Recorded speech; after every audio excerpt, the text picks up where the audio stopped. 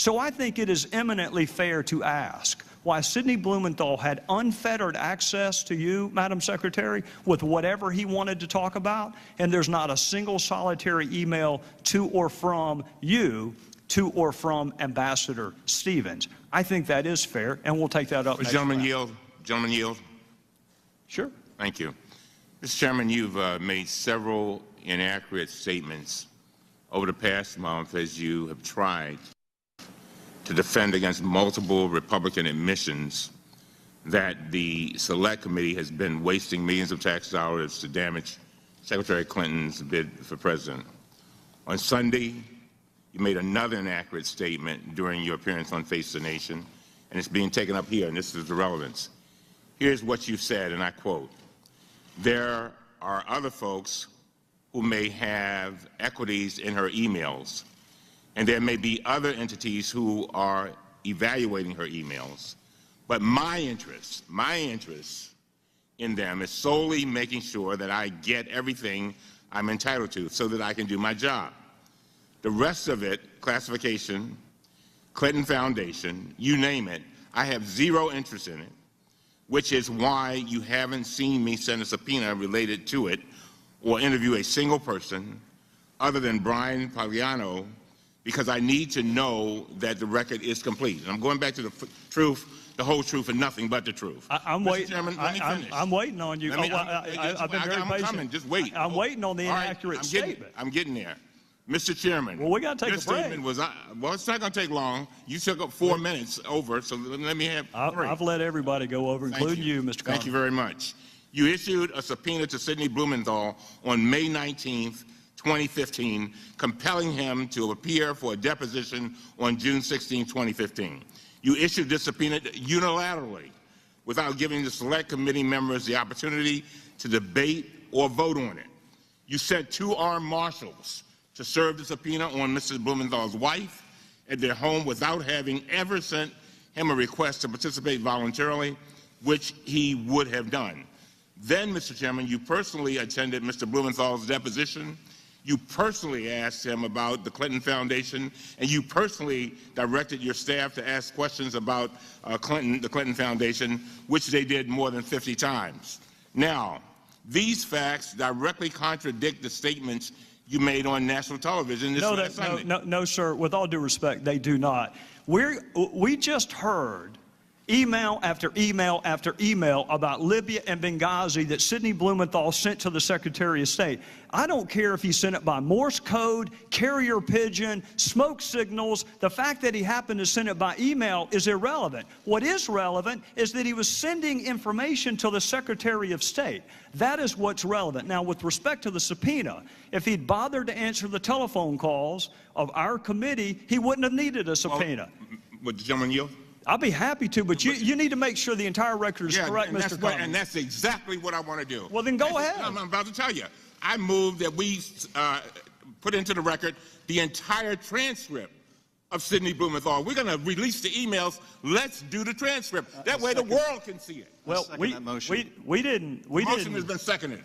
Well, we're not going to take that up at a hearing. We'll take that up in a business meeting. I've consulted with the parliamentarian, and they have informed us that we have a right to a recorded vote on that motion. We want, you ask for the truth, the whole truth, and nothing but the truth. Well, that's what we want to have. Let the world see it. Why is it that you only want Mr. Blumenthal's transcript released? Why don't you want the survivors? All of them released. The survivors, even their names? Let me tell you something. No, you want that released? Let me tell you something. Right now, the only one you've asked for is Sidney Blumenthal. That's the only one you've asked for. That and Miss Mills. Cheryl Mills. That's not true. No, that's 2 out of 54. Now, if you want to ask for some fact witnesses, we asked for a recorded vote on the Blumenthal. You said from the beginning we want the truth, the whole truth, and nothing but the truth. Why don't we just put the entire transcript out there and let the world see it? What do you have to hide? These are the only emails that you have released. And the fairness to Mr. Blumenthal and to the American people, in the interest of a complete record, if you're going to release his emails, release his transcript where he has a chance to give the context of those emails. Well, you keep referring to Blumenthal emails. I would hasten to remind both of you, the only reason we have Blumenthal emails is because he emailed the Secretary of State. Those are her emails. That's why they were released. They're not Blumenthal's emails, and she wanted all of her emails released. She's been saying since March, I want the entire world to see my emails. Well, Sidney Blumenthal's emails are part of that. So here's what I'll do. I'll be happy to talk to the parliamentarian, because the parliamentarian told me that your motion actually would not be in order for a hearing. But at the latest, we'll take a vote. And the first week we are back, after this week, we'll have a business meeting. We can take up Mr. Blumenthal's transcript. We can take up whatever other transcripts you want. And while we're there, we can also take up the 20-some-odd outstanding discovery requests that we have to different executive branch entities. Why don't we just take all of it up then? Mr. Chairman, the allegations that have been made against him are refuted by his own testimony. In the interest of not having... That's your opinion, Adam. Well, if you disagree, then release the transcripts. What allegation, Adam? Why conceal the transcripts, even if the motion were not in order? You have the power to release them. You have the power to say I'll tell you why, because I'm not going to release one transcript of someone who knows nothing about Libya by his own admission, while people who risk their lives, you have no interest in their story getting out. You don't want the 18 DS agents. You don't want the CIA agents. The only transcripts you want released are Ms. Mills and Sidney Blumenthal. Mr. Chairman, so we'll take all of this up in November. The only person you were interested in asking about during your entire questioning was Sidney Blumenthal. If you're so interested in him, release the transcript. You selectively released his emails. They're the only witness you've done that for. So you're asking, why are we only asking for his transcript? I'm going to ask the gentleman from California to please do a better job of characterizing. These are not Sidney Blumenthal's emails. These are Secretary Clinton's emails. And I'll tell you what, if you think you've heard about Sidney Blumenthal so far, wait till the next round. Sure, with that, we're adjourned.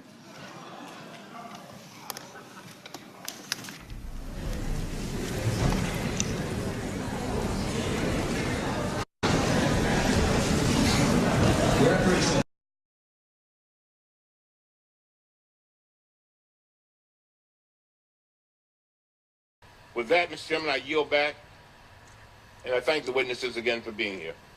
Thank the gentleman. The prime witness that we had invited, Mr. Rhodes, from the White House, has declined to come before the committee. We're disappointed in his failure to appear.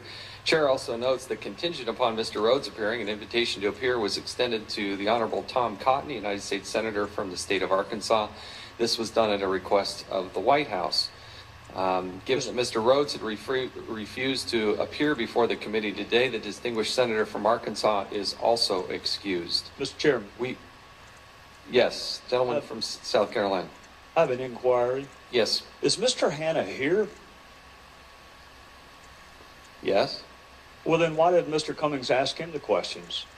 He'll have a chance to ask Mr. Hanna whatever questions he wants to ask him. We don't have a chance to ask Mr. Rhodes the questions we want to ask because he didn't bother to show up. Chairman Mr. Hanna did. But Chairman Yield, yes. I can say whatever I want to say in my opening statement. Yes, you can. It just needs to be fair. That's my point. Just be fair about it. You can say what you want. Gentlemen will state his inquiry. I just want to know if he was here. He's here. Tell me he is. Take the gentleman. Okay. And Mr. Rhodes is not here. I would also note that the Democrats were free and usually, almost always, in my experience, invite a Democratic witness. But there is no Democratic witness today because you didn't invite one. Chairman Yield. Sure. Chairman, you know for a fact that we got less than the notice that's required in the rules. We did not object and went on with the hearing. You know that. I disagree with the timing issue that you suggest. You gave us the required time? Yes. I disagree with you. Okay. We'll sort that out. We have a good working relationship, Mr. Cummings and I. But Parliamentary inquiry. Gentleman from South Carolina.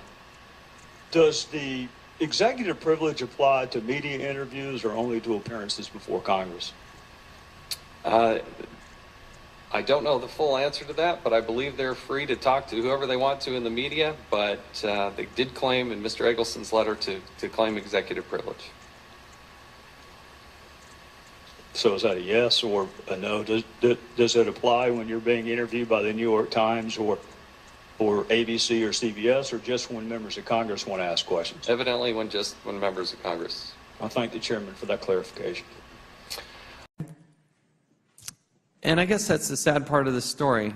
You know, I'm glad that truth's surfacing, because I think most people now, reflecting back, are going to understand that you're more heroic in this.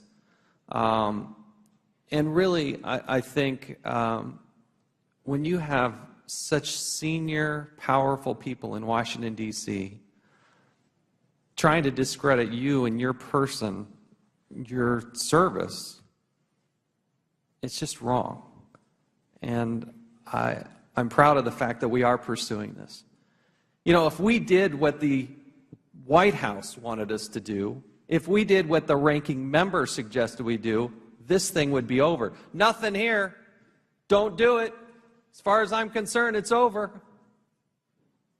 When you have the spokesperson for the President of the United States make a definitive statement that it was 2 rogue agents and start poking at these people who have no power to do anything about it, that is wrong. How dare anybody suggest that we're at the end of this? This is the beginning of this. We have to make an example of it. We need to get to the bottom of it. And quite frankly, I'm tired of this administration having to keep having these hearings. We've done it on Fast and Furious. We're doing it on Benghazi. We're doing it on the IRS. Why? Each time, there's a pattern. Nothing here. Oh, it was just a couple of people. Just move on. That's not true. When the ranking member went on national television and said that this case should be closed, that's wrong. And I have the greatest respect for him. The gentleman yields. Yes. Let me be clear, because there's some old talking points going on here. No, At least you're claiming my time. I want to answer your allegation. And I want It's the gentleman's time. to suggest that they're just talking points. 30 seconds once he finishes. These are not just talking points. Oh, come on, Isa.